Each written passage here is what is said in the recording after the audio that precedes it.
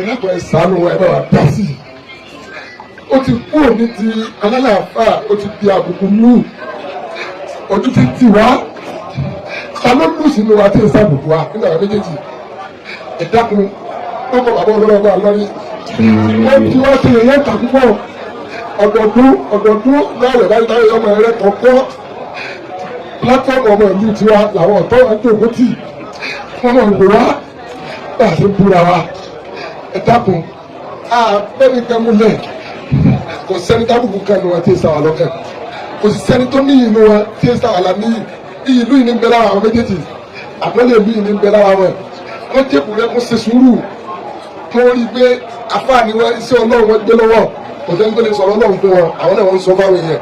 Ẹ bá wa bẹ̀ wọ́n lóko gbogbo ọ̀dọ́ ta wà ń bì yìí. Gbogbo ọ̀dọ́ Ìlọrin á bẹ̀ wọ́n. Á bẹ̀ bàbá wa Mùdírù Mọ́ríkà. Á sì bẹ̀ ọmọ akẹ́wù wọn, ọmọ akẹ́wù bàbá wọn. Bàbá wa Mufti Bilal. Kọ́ dákun. Púpọ̀ wọn láṣìírí kọ́mọ̀dé láṣìírí ní ojú látara bí wọ́n ti ń ṣe sí ara wọn yìí. Gbogbo olú tó kéwú láyé Ìlọrin ni wọ́n ti ń pe àwọn kọ́tì. Àwọn náà tó máa gbé abẹ wá wò wọ́n, ẹ wá wò wọ́n, ẹ ti kúra lónìí mi, wọ́n máa jòkó. Ọ̀tá ìlú ìpọ̀ lọ́jọ́ tó ti pẹ́. Wọn ò rí wa ṣe gẹ́gẹ́ fún wọn tó wá fẹ́ gbọ́ ọ̀dọ̀ àwọn àfọ́ àwa wọ́n fẹ́ gbà wọlé fún wa. Ẹ lábẹ́ sàánú ẹ̀sẹ̀ sàánú Ìlọrin. Ẹ bá tó dúró tì wá, ẹ bá wà tẹ̀wọ́ tó tọ́ náà. Ẹ bá wà tẹ̀wọ́ tó tọ́ náà.